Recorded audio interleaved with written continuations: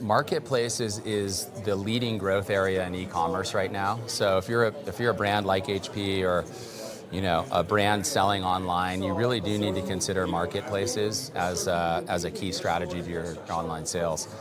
From a customer perspective, I think it's not a matter of how many different marketplaces that you're showing up on, but rather being strategic around what marketplaces are driving the most sales, where are the biggest sales opportunities.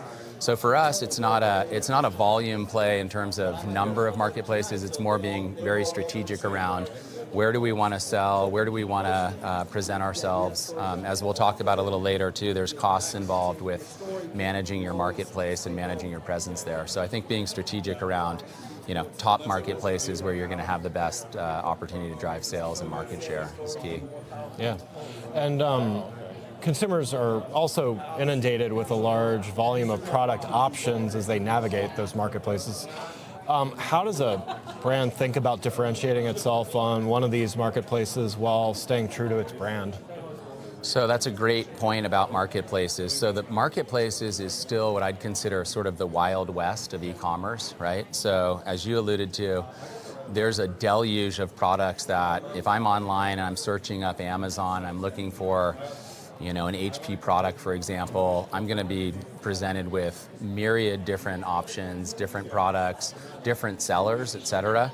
So the first challenge is standing out, right? And we know that on a marketplace like Amazon, 90% of sales go through the search bar, right? So showing up on the digital shelf, knowing where you are on the digital shelf is critical, and that's sort of foundational.